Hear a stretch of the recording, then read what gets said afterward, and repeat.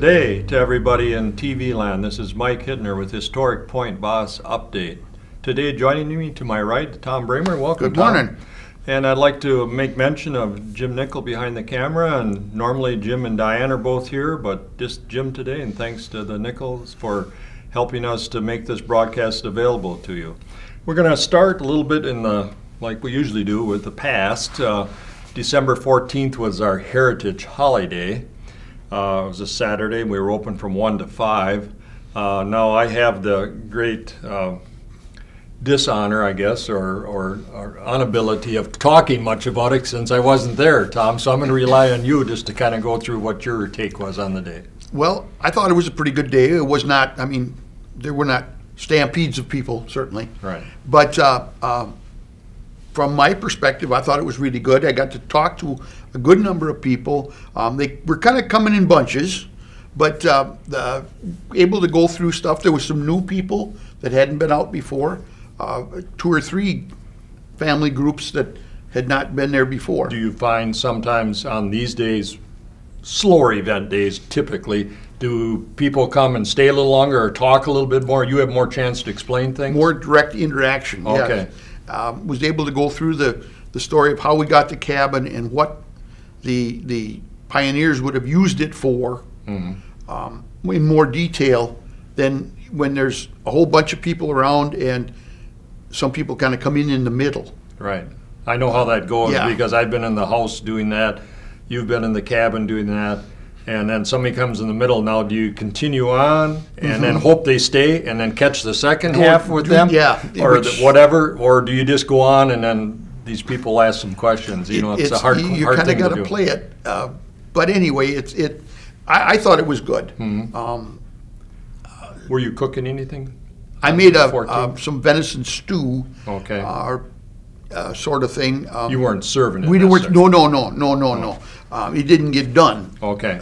But I had intended to do something, and then it was already duplicated in the house. So there's no sense in doing the same cooking thing twice. That was dumb. Well, let's talk a little bit about this cooking now, because you've got a new idea, not a new idea, but a new idea for us about a certain kind of oven that you can use, an open hearth. Joe Greco, one of our reenactors, our members, brought up that the idea of this thing, and I had seen them before, never really given it much thought.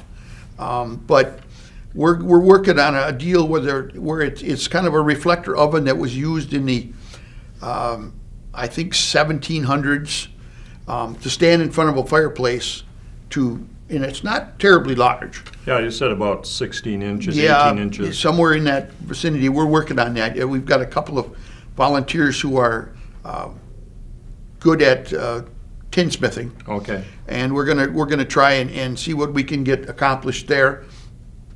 Like everything else, we never say when we're going to get it done. But it's one of the things that we can expand a little bit. During our cooking classes, we always talk about hearth cooking. Yes. Well, we don't do much of it, really. Where this here would be a good, now, we can still do reflector by a campfire outside, and it's different. But to do like meat on a spit in front of this, and that's what it was designed for originally. I think I think it's gonna be an addition, and it's something we could use like at this Christmas thing that would make it a lot easier than, you know. Yeah, and the beauty of it too is it's period appropriate from the Absolutely. 1700s. So it is even up to the early, I would think 1800s, early ones. So it isn't something that was developed in 1875 or something. No. So I think that's a nice idea too. And it all came about because they refer to them in the paintings, and that's all you have from those days because there's no photographs. They refer to them as a Dutch oven or a Dutch kitchen or Dutch.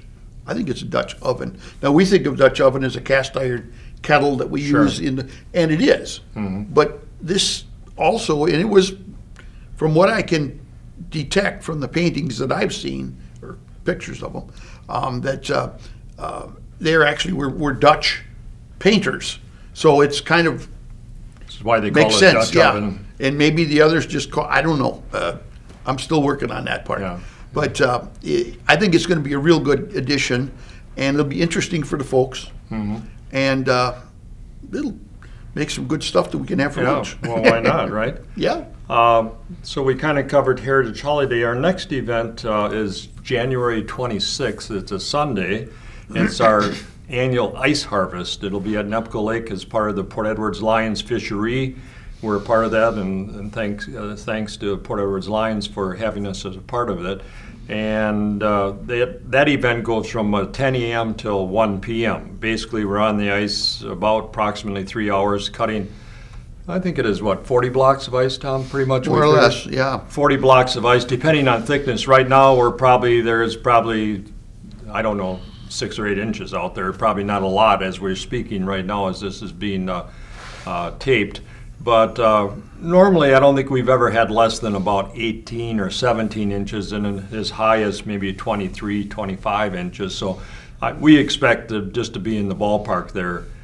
We've got it fenced off. If you've driven by on Highway 13 going south or north, look out on Nepco Lake, you can see an orange fence. Some crazy people put an orange fence in the middle of the lake out there, but yes, folks, that was us. That was us. And we got to go actually out this coming Monday and do a little repair because we had a little warmer weather after we put it up, and it's kind of sagged in a few spots, so we got to pull up the fence, shovel the snow that has come since then, and get ready for that. But Tom, why don't you go maybe through the logistics of ice harvest, how it happens, and that sort of thing. Then I'll explain maybe why it's important to keep this up. We go out we went out and fenced in the area so that people don't drive over it. So we get a nice smooth block of ice, makes it easier to pile. When we get there on that Sunday morning, we will drill holes kind of on 2 sides. 16 inches apart, I suppose. And then with the hand ice saws, we cut and start making cubes that are, if they were 16 to 18 inch square, that would be, or cubic, perfect. Yeah, that would be great. Life is not too perfect, and the saws don't cut exactly straight. Yeah, and the people behind them aren't either. You know, you get leaning a little one way or the other. But it's all done by hand, and then the blocks, when they're loose, are pulled out of the water, and they would have used a horse and a sleigh, for instance, to transport them to an ice house. We're using the truck. Yeah. We have about 6-7 miles to go, so yeah. We're not using horses, but we load them in a truck, and there we have a couple different options there that, depending on who's available. We take them down to the site. We have an ice house that's the walls itself are about 6 or so inches thick, filled with sawdust, and then there's sawdust in the base. We pack the ice in layers of a half a dozen. 10 blocks or so in a layer. And then about 6 or 7 high, something like that, depending on the thickness of the ice. And we put a little bit of sawdust in between them so that they come apart easily enough. Yes. And then when we're all done, getting it all stacked in there, and sometimes we have to use wedges to keep it level, then we will cover it on all the sides and on the top, 1.5 feet or better, with sawdust. Yes. The stuff we're getting now, and I happen to like it, I think it works really well, is it's kind of part shavings and part sawdust. And I think it's gives more insulation. Right, you trap more air. That's the thing that we, with the insulation, just like cellulose in your house. In fact, it is cellulose. But if we can keep it fluffy, it seems to do a lot better than the real fine sawdust that settles. And we can mention to the folks too, with thanks to Golden Eagle Log Homes for the donation of the sawdust, because our other source kind of dried up that we had to use for years and years, and so they've been good enough to let us to come out there and shovel out a couple trailers full. The beauty of I think, doing this, and we started on a pond on somebody's private property, and then we progressed to a cranberry marsh, and now we've been on Nepco Lake for probably 10 plus years, 10, 12 years. Good 10 years. 10, 12 years. So the beauty of it is that one of our members started us on this quest, Rob Nuri, and he thought that we should recreate some of the things that they did and what was important to them. Now, you and I folks, Tom, all our families take ice for credit. I mean, we got ice boxes. Some even have ice makers on their their refrigerators, and so we don't think anything about it. But this is a way that they could preserve stuff where they didn't have ice boxes, even the old-fashioned type that we think of with the ice chunks in it. That didn't come until towards the end of the 1800s. Mm-hmm. So this was the way they preserved things. When you think about milk and meat, if they didn't dry it or salt it, they had to be preserved some way with cold. And so this was the way they preserved it. And so it was very, very important. And I think in the late 1800s, early 1900s was one of the top 5 exports from the United States. In fact, I think it was third. If I'm not mistaken, yeah. Early 1800s. Now, it sounds strange that they take ice all the way to India because the British kind of liked ice, but they'd pack so much in the holds of these ships that at least half of it would make it, and then they'd come back with goods so they could pay for the trip. And of course, the ice, other than the labor and whatever to get it out of the lakes or the rivers that at the time, it was free. And actually, a lot of that came from the area where Robert Wakely came from. I don't know if he ever participated in it, but that upper Hudson River area, right. That's how they got it to New York onto the big ships to go to. And in fact, that Hudson River, the big ships could go up quite a ways up there, probably up as far as Albany or close to that area.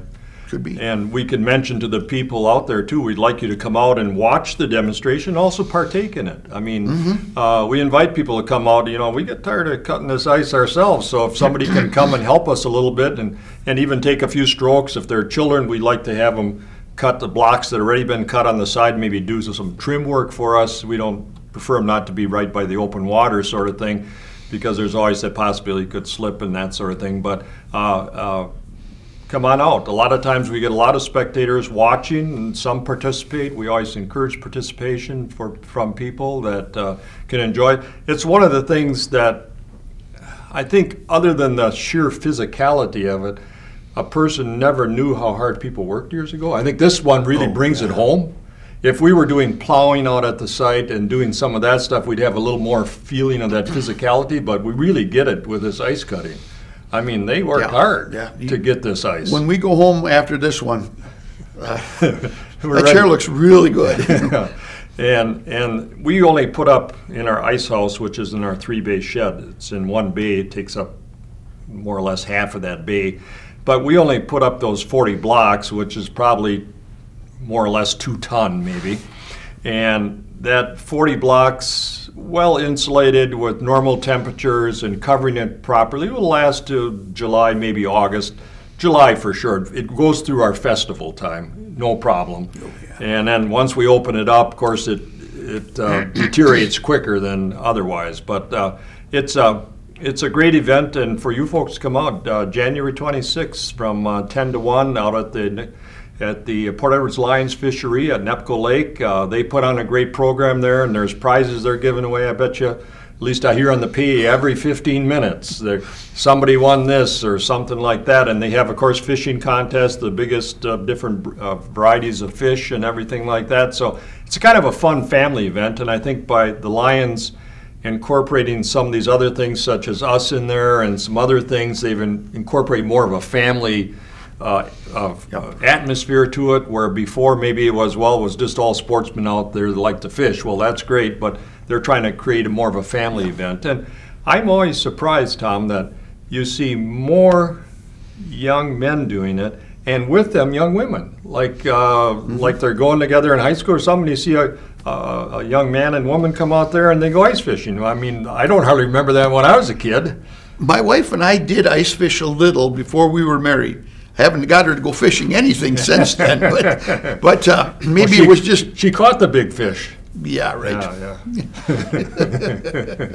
Yeah. Our next event, what we want to touch on at least a little bit, because by the time we have our next program, we'll only be probably a week away. Yeah. And so we want to talk about it, and that's our winter feast. That's kind of our Christmas and Thanksgiving big dinner rolled into one with entertainment and all kinds of things going on.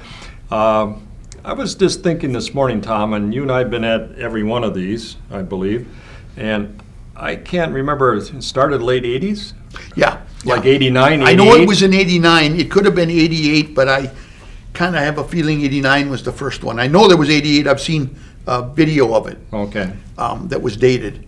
And I don't know if it's the first or second one. But started at the Beer and Community Hall, went to the Knights of Columbus and Highway 73 West, and now we're at the Nakusa Community Center. Now it's a great event. We have a lot of fun. It's from 4 to 8 p.m. and it's on Saturday, February 15th. Hey, folks, especially you men out there, you want a great present for Valentine's Day for your wife. Whew, can't get any better than this. They'll have a great time. All the food you want to eat. You can get up and kick a leg, do a little dancing if you want. Otherwise, you can sit back and enjoy it. And it's the fastest 4 hours in forever. Tom knows that especially because he spends a lot of time in the kitchen. And from the start of it at 4 o'clock, and then we're kind of judging when we're going to be ready. We usually sit down to eat around 5, and when that hits, then everything just goes really quick. It's crazy. Yeah. Why don't we talk a little about menu? Because everybody actually wants to know what, and I know we just about finalized the menu the other day. Well, it's getting there. I don't want to get too specific. Right. But, yeah, what we do is 2 domestic meat dishes and then some wild game dishes. This year domestic will be probably what? Ham for Ham sure. and chicken. Ham and chicken. That's a It's given. pretty standard. We tried one time doing some different things. Didn't go. No, the people like their ham and chicken. Right.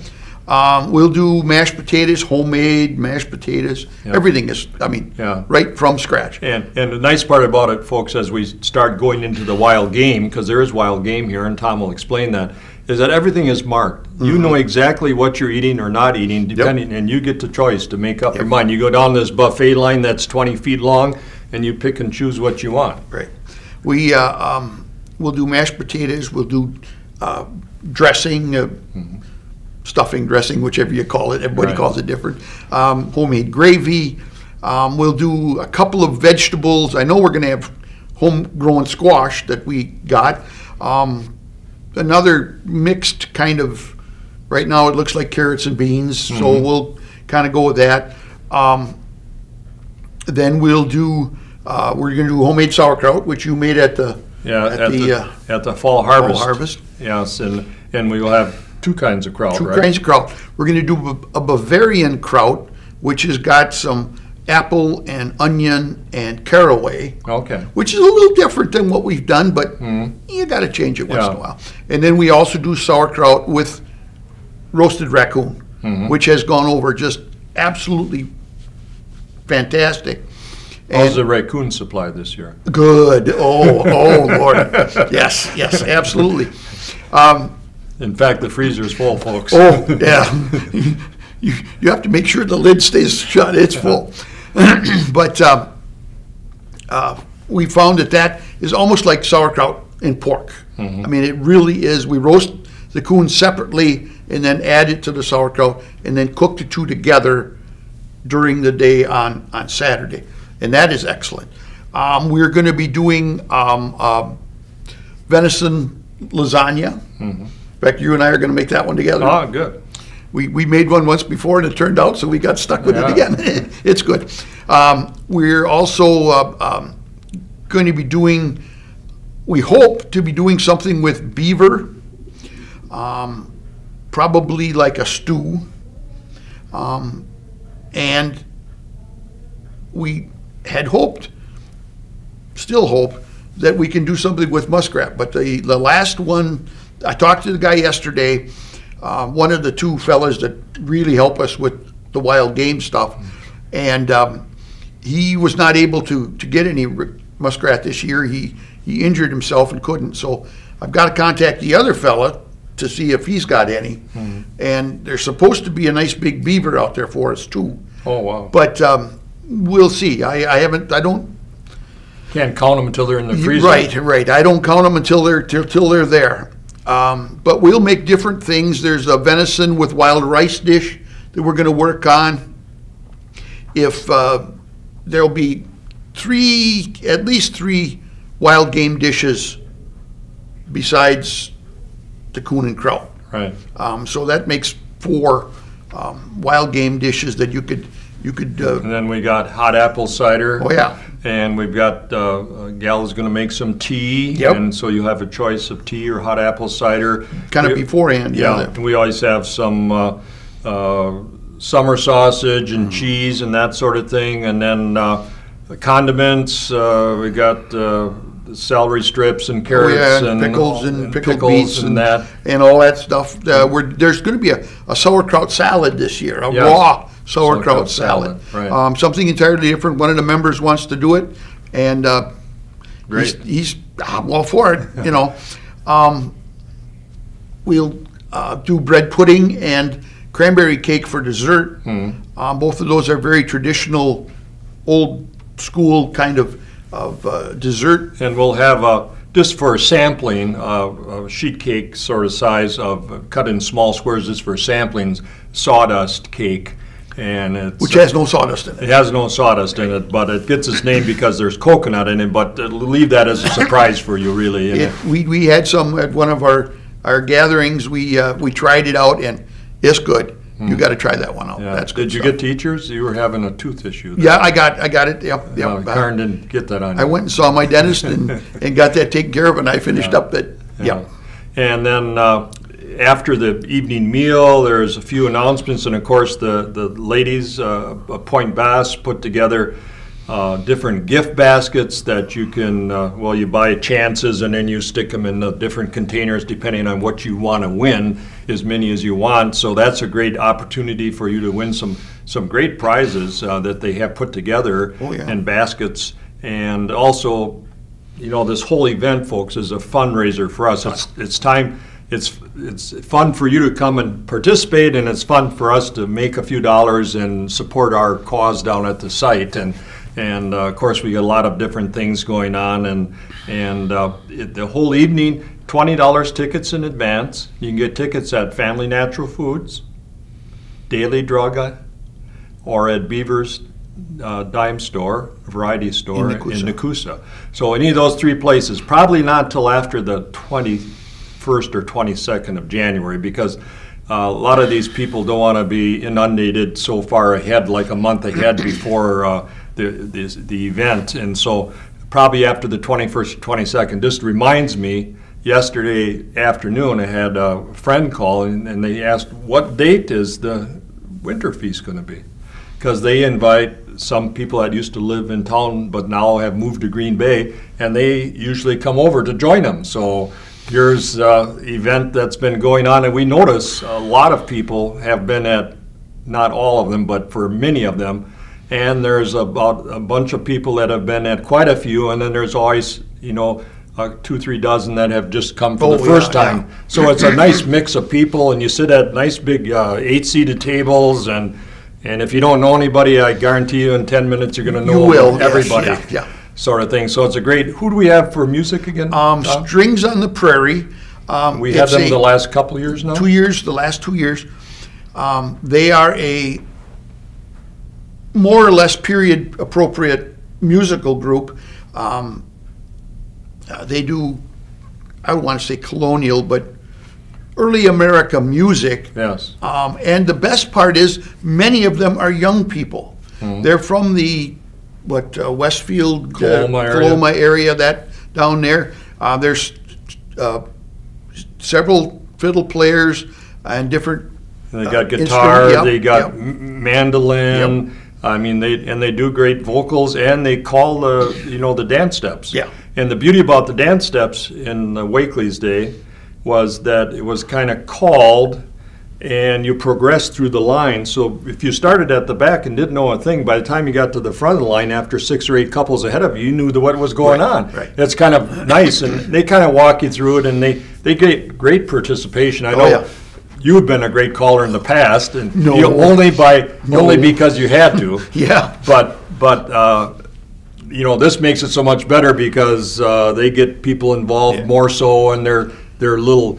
They're going out. You're worked in the kitchen all for 2 days in a row or 3 days in a row, and you're about worn out. But you don't have the pizzazz to get everybody off the seats and out enjoying themselves. And they understand music, Yes. so that when they're calling it, It's correct. it hits the Cadence. the beat, the cadence of the music. Right. I couldn't carry a tune in a bucket. Well, I heard you sing just at last year's Spirit Walk. Yeah, but that's different. Oh, okay. And that wasn't all that good either.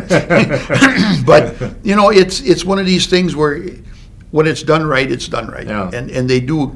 And like I say, the best part is that there's 2 or 3 ladies that come along that are older, adult, Right. and then several of the, I would say, high school into college age group, part of the group. Yeah, and there's like And it's fun to watch them. I mean, they have a great time. there's like 8 or 10 of them Well, total. good 8, Yeah, 6, 8 of them for yeah, sure. Yeah. It depends on who can make it, 8 at that a time. day, But yeah. and we've kind of worked out a relationship with them that I called the gal back in October and gave her the date, and she talked to the different members of the group and called me back and said, we'll be there at 3 o'clock to set up and play at 4. Yeah, yeah. And the nice part about 4 o'clock, we have the gathering time, and you can hear the music. The music will be played like in the background. People converse, and they have some hot apple cider, some salami or sausage and cheese and visit and that sort of thing. 5 o'clock, we get you seated. Say a few announcements of how the evening's going to go and what's going to happen. Talk about anything that we need to do. And then at 5 or 10 after 5, we sit down and go through the line, and you're eating, and everybody gets to eat all they want, and if they want to come back, I don't think we've ever ran out of anything. And in fact, when the evening's done, if we have something left, we'll make an announcement, and we'll have it in Ziploc bags, and you can take it home with you. You bet. If We you don't like want any something. leftovers. We don't have enough room in the freezer. No. And what are we going to do with it? Yes, You might as well share it with the people that paid to come. you're right. It's crazy. I did forget about homemade baked beans Oh, yes, yes. that are going to be part of it, and some of the beans were grown in the Wakely Garden. Yeah, the Heritage Garden. And some of the peppers that are going to be used, and some of the tomatoes that are going to be used, were grown in our garden, our Heritage Garden, and the master gardeners from Wood County who work with us to do that project have saved a lot of the stuff that they could, and then we're going to serve it as part of the Yeah, which is kind of nice, the kraut, the beans, some of the squash. Some of the squash anyway. and some of those things have come from the site, so we're trying to do like they would have done when they had and what we're recreating, folks, is the Wakeleys at their inn, not at their house, of course, had what we called cotillions. And now these were parties where they invited the neighbors and the people in the area to come because, middle of February, it's kind of a cabin fever. It's been kind of a long winter, already a month and a half, 2 months. We're getting a little tired of it, so we need a reason to celebrate and to come out. And this is our kind of version of it. Originally when we did this years and years ago, we did it just before Christmas. We'd like December 7th or 8th or 10th or something like that. But then we switched it to this time because that time of year seemed to be always busy. We had Nutcracker in those days. We had Christmas parties. We had everything. We were always knocking our head against the wall with all that stuff. And Wakely's had cotillions in February. We have documentation that they had them. And so, we're doing what they did. Right. And I think it's really cool that we can do that. Yeah. The whole thing started, one of our members went to a Madrigal dinner at Point at the university. And he was telling how much fun that was. And a few of us sitting there at the table going, wait a minute, we can do that. Yeah. And it's just kind of taken on a life of its own. Right. And it's really fun. And there's a lot of people that, we get, 20, 25 volunteers? Yes. For the Between Thursday, Friday, Saturday. Saturday. And people just bust their butts to help us. Yeah. And the cooking and ironing of the tablecloth. Decorating, making the decorations for the tables, setting it all up, cleaning it all up when we're done. Right.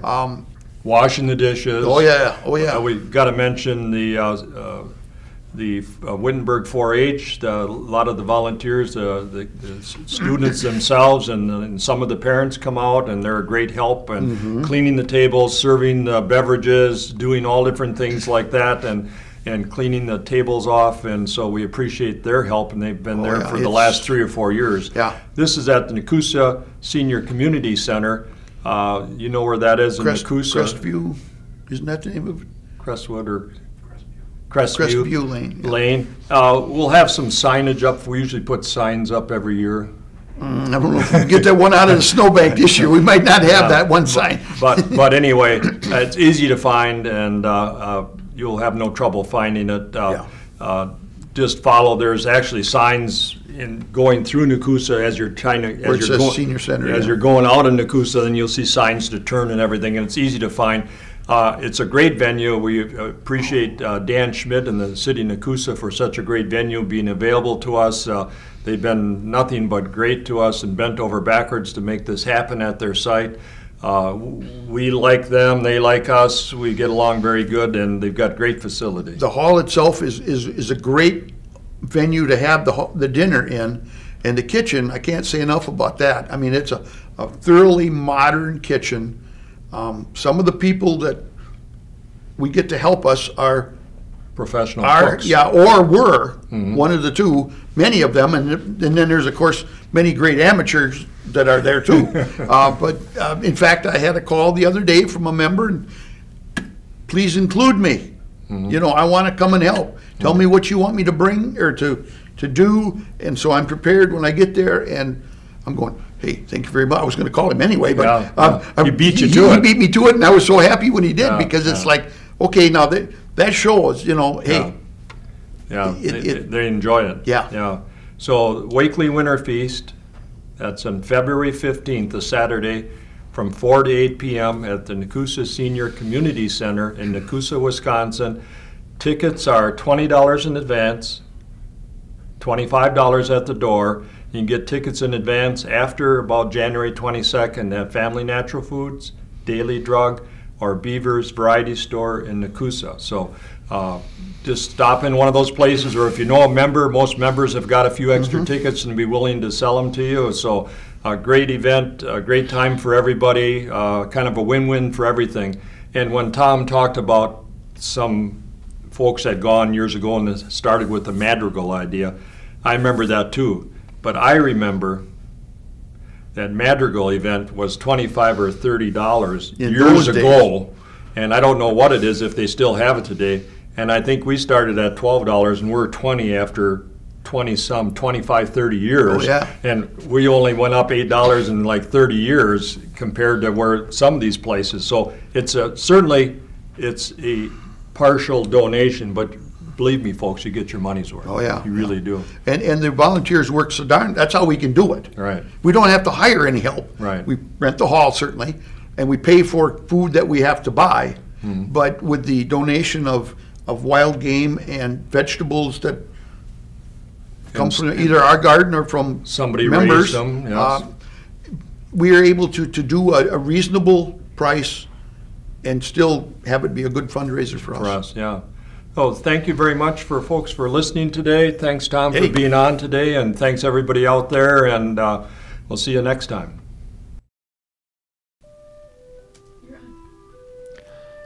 This is the very beginning of ice harvesting. It starts about 3 weeks before we cut blocks. We come out on Lake Nepco, clean the snow off. The snow is cleaned off mainly so the ice can get thicker in that area. This year we didn't have that much snow, but in years past we've had to periodically go out and shovel snow for the first 3 weeks. This is about 3 weeks before we cut ice, so we can make sure that the ice is thick enough and control that the snow is off.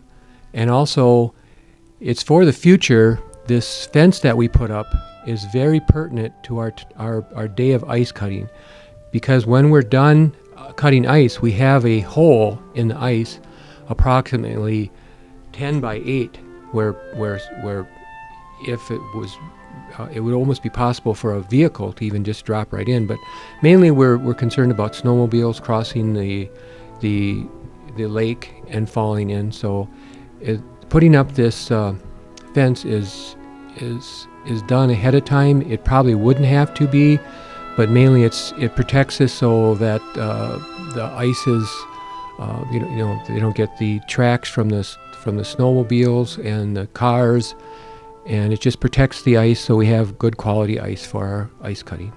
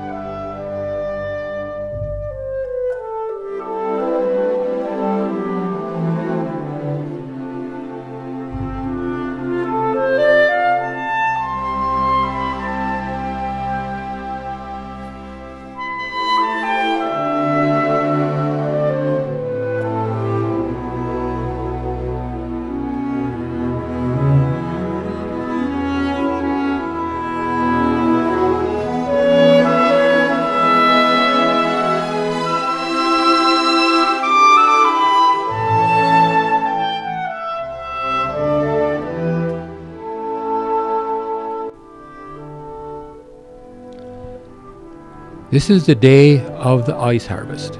The first thing we need to do is to drill some holes to get our saws started. We drill these holes approximately the size of the ice blocks we want. So if you see there's a hole approximately 12-14 inches apart, and we drill along a line on one side of the hole, and then if you notice where Tom is, the man with the shovel, we will be drilling holes along that side also. So we basically have two lines of a square, and you start sawing into each hole, and as you see as the video continues here, when we start sawing, you'll see where we start sawing and we go through the first hole and then start cutting the other way too, because you need to have enough room so you don't knock into somebody else using the saw. So as this progresses, you'll be able to see that.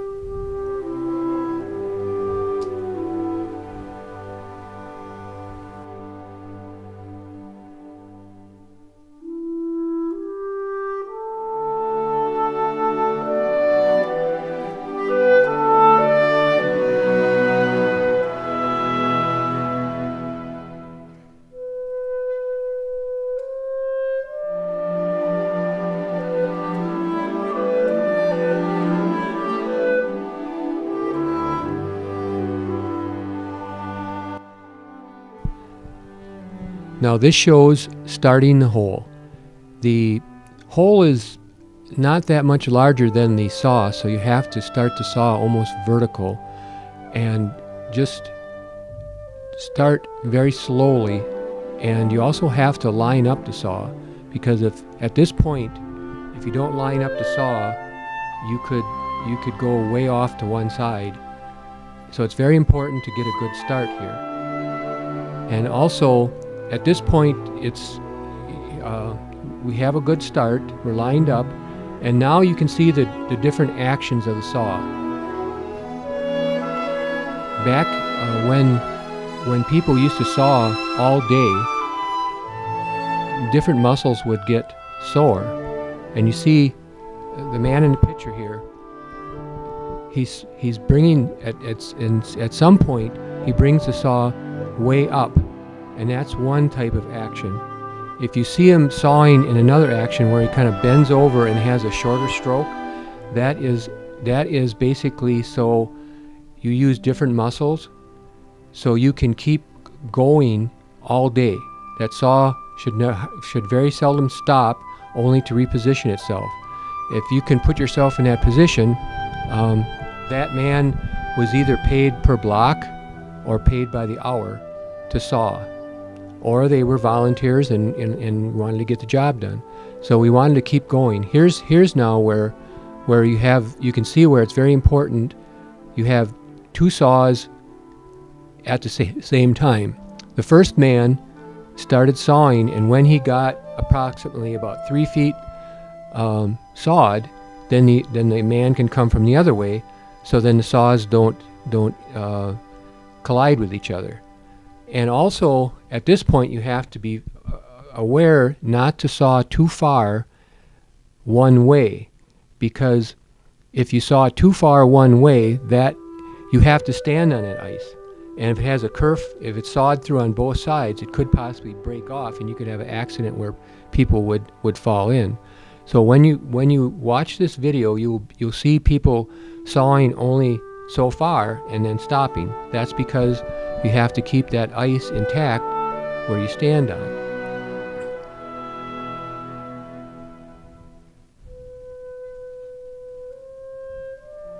Also too, you can see now the accentuated action of the man bringing the saw way up and down. So that's one way of sawing. So you can saw that way for a while, and then when you get tired of that, when your muscles get tired of that, then see, now you change the action. The action goes down. You saw it just for a little while, but basically if he was going to continue there, he would have just sawed in that lower action to use different muscles. And now we're positioning, starting out a hole the other way. See how you have to, it takes a lot of care to start that new hole. And also too, you know, now we're trying to work with 3 people, and you have to be very aware of where everybody else is. Right now I just asked the other man to give me some room so I could start. So now we can get 3 people going. I just had to get my hole lined up so I was sawing in the right direction. Because it's very important, because you'll see later when we stack the ice in the ice house that the more square the blocks are, the easier it is to have a good solid pile. So that's very important to get lined up.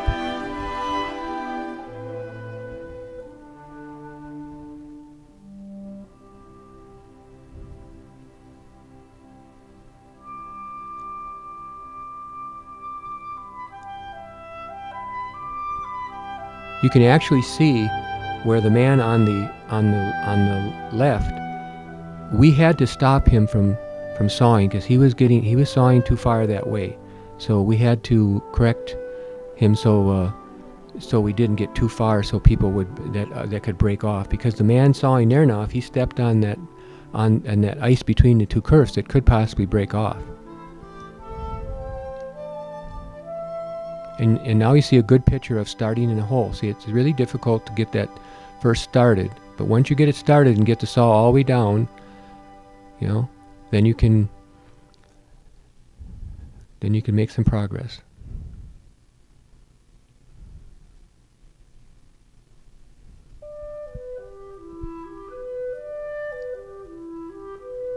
All right, now he's lining up. He's looking around to make sure that he's going in the right direction. And pretty soon we'll be showing taking a block out.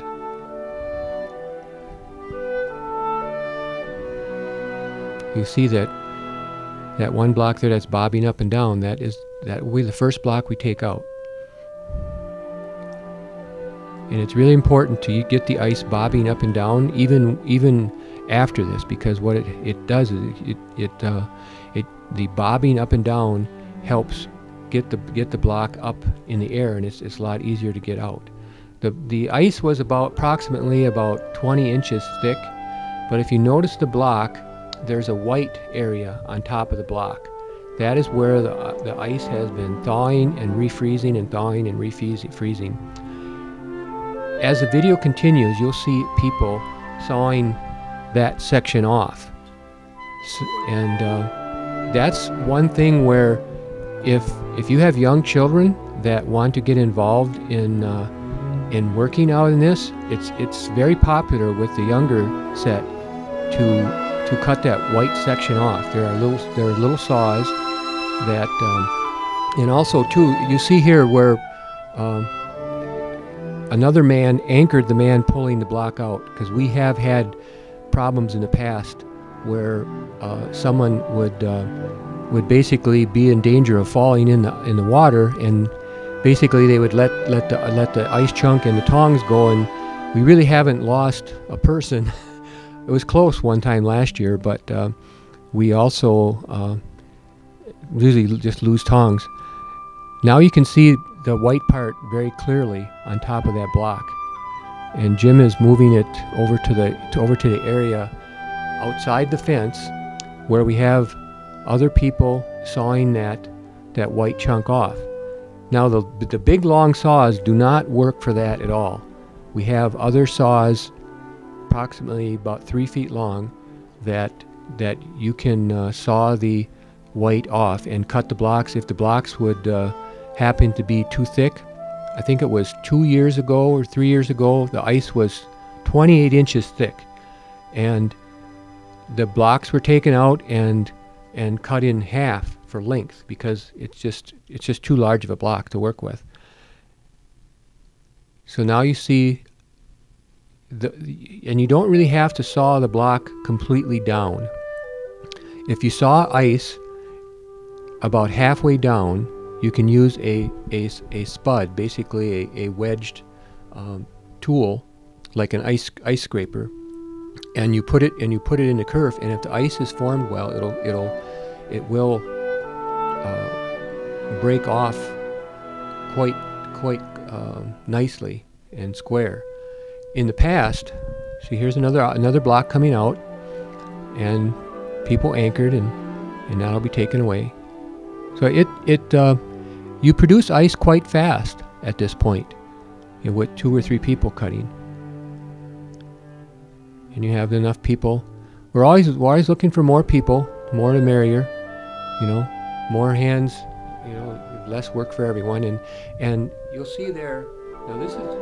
Out there is where a lot of the young people and people that are new to ice cutting come and help, and they saw the chunk off, and they get to see the ice. And if you bring your children out there, we will help them and guide them, and it really seems to be a very enjoyable experience for most of the children the young people that we have experienced. They really enjoy this. So you can see, you just saw it just beyond the white, and takes a little bit to get started. But once you get started, it saws quite fast, really. So it's a lot of fun. I personally, when I first started cutting ice, this is one of the first things I've done, and it was really satisfying to cut it through and then chip it and watch it break off cleanly like that. There is a demonstration we do out to Wakely during the summer, because during ice cutting in the past, they used to use an ice plow, and it was like a plow that was about 3/4 of an inch thick and about a foot high and about 6 foot long, and it had segmented plows in it, and as the horse pulled it along, it would gouge the ice down to about a foot thick. Well, you could either saw it, or at that point, if the ice was good, that's all you have to do is saw it one way and then break it off. So this is a good demonstration of how ice works, and if you do it smartly, you'll see right now there should be a good demonstration here. Hopefully it's demonstrated. See right now it just didn't quite work right. I think what the problem there was is he wasn't into the good ice enough. This other person might work better here because looks like he's into the ice. If you go into the clean ice a little farther, it usually breaks off better. So we'll see how successful he is here. But it has a lot to do with how the ice is formed. Believe it or not, the ice forms different every year, depending on the conditions.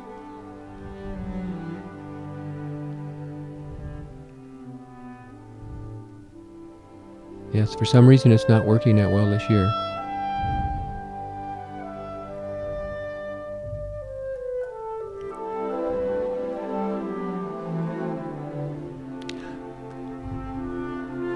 But in the end, if you come out and participate, we can always give you something to find something to do. And now, at this point, they're going to be loading the ice onto the truck for transportation to the Wakely Ice House.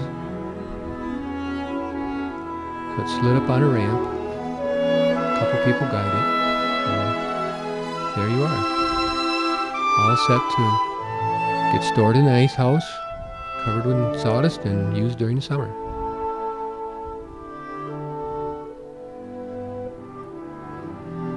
Each block is, what we tried to do is get a block that's about 12-14 inches each way. And here you see, like we talked about before, this hole gets fairly large.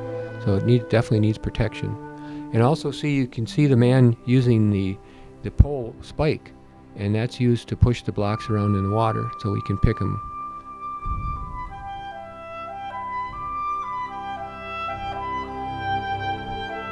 And here's a truck going off to Wakely, so you'll see that truck at Wakely quite soon in the next video, and we'll unload the ice in the ice house.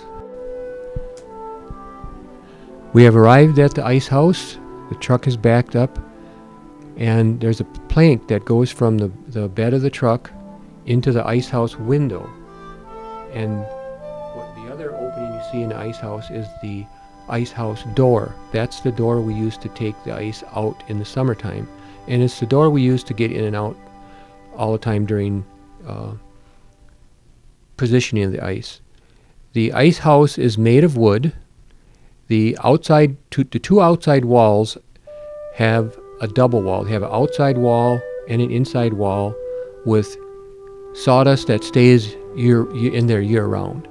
The two interior walls are basically wood walls, and they are just a barrier to hold the sawdust. Right now you'll see that the ice house is completely emptied of sawdust, mainly because you want to get it as clean as possible so you have fresh sawdust every year, so it doesn't get wet and soggy, and then you lose your insulation value. So right now it's just before we're getting ready to put some sawdust. There you can see also a picture of the ice saw, of the ice plow that I talked about before, if you just look right below Jim's foot there. And so this is just before, those are pictures of the ice tongs. We have a number of ice tongs that people have generously donated to the site. We are very proud of our collection of ice tongs and saws, and very thankful for people that have donated.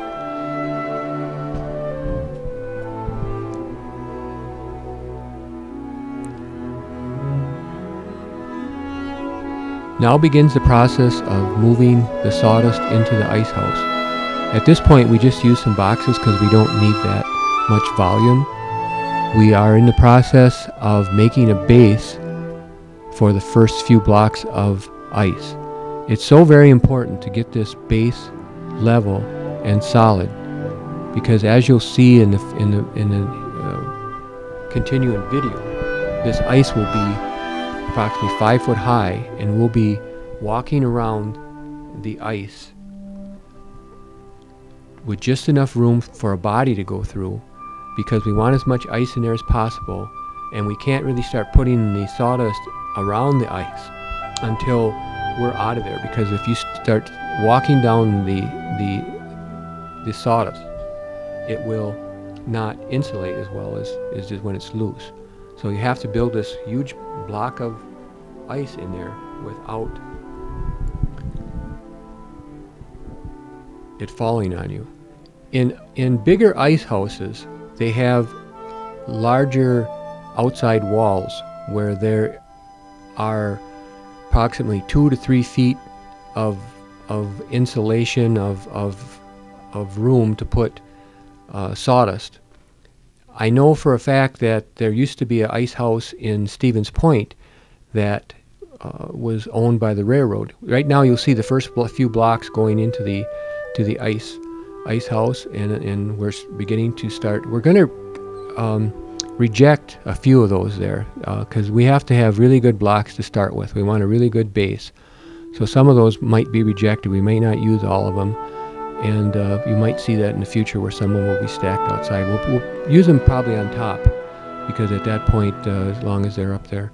But anyway, getting back to some other constructions of ice houses, when it was in its heyday, they had huge ice houses like the one in Point, where there was a 3-foot gap between the outside wall and the inside wall, and that was filled with sawdust. And you can imagine the amount of sawdust that would take. So it really saved a lot of time and labor to have the sawdust there permanently.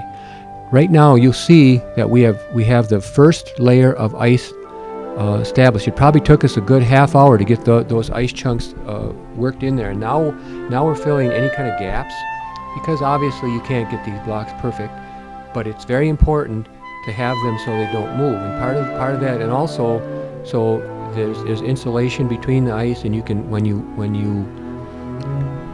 you remove them in the summer, a little bit of sawdust between them helps them so they don't freeze together.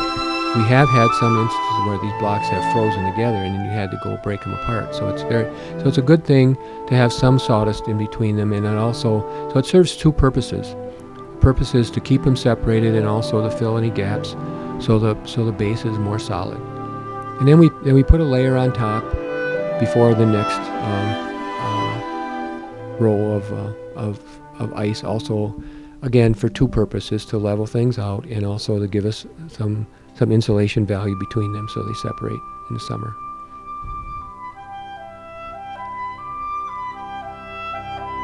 It's a little time consuming at this point, but it's very important to get a good start.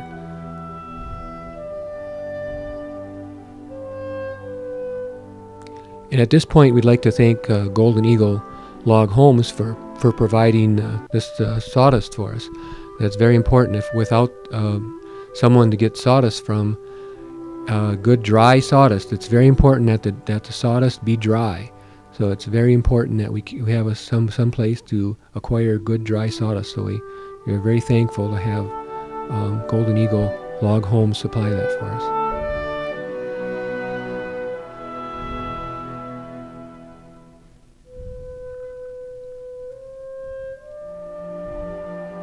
And you can see we just have enough room just to get around there. But it's more than it's about 1.5 foot of sawdust that will go around. We try for about 1.5 foot of sawdust around the ice, and about 2 to 2.5 feet of sawdust above the ice. Here you see where the pile is almost all complete, and you can see that there's a wood member across the top of the ice house, which is about 1.5 foot, maybe 2 foot below the top of the ice. Now, when we put sawdust in there, the sawdust will go all the way to the top of that ice house. But you can see Jim is a good 6 foot high, and the ice is right to almost to the top of his head. So there's a lot of ice there. And here you'll see the different layers. So there's 1, 2, 3, 4, 5. So that's approximately 5.5 foot high. And then you'll see in the background some of those odd chunks. We put them on top. So we made use of all the ice that was brought to us. And now you'll see the process of starting to move the sawdust in a more productive manner, because we used to do it with boxes. It would take probably a day and a half with boxes to put the sawdust in the box and use ladders to take it up to the top.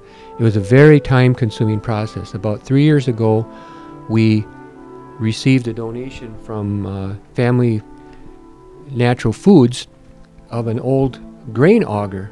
I don't know if you know the history of Family Foods, but it used to be also a feed store when Mike's father owned it. So this little grain elevator auger was donated from Family Foods to Wakely to help us with moving the sawdust, and it's been a great labor saver, and also it saves on our lungs too, because you can imagine as you're bringing a box of sawdust and dumping it up there. I mean, you see that there is quite a bit of sawdust or dust flying, but not anywhere near when you would take a box of sawdust up there and dump it into there, and dust would fly everywhere. We do use dust masks, but it only protects us to a certain amount. Here you can see where the sawdust is. We try to get it as far as we can. You can see that we use different boards and things to deflect the sawdust over in the corners. It is rather difficult in their tight spot to get the sawdust where it belongs. You can see the sawdust falling into the ice house, and we try to just get the sawdust to fall on top of the ice pile, and then we push it around to the sides. And those openings will be filled with boards, and there'll be sawdust right to the top of the ice. And you can see that there are wedges in the ice too to keep them solid.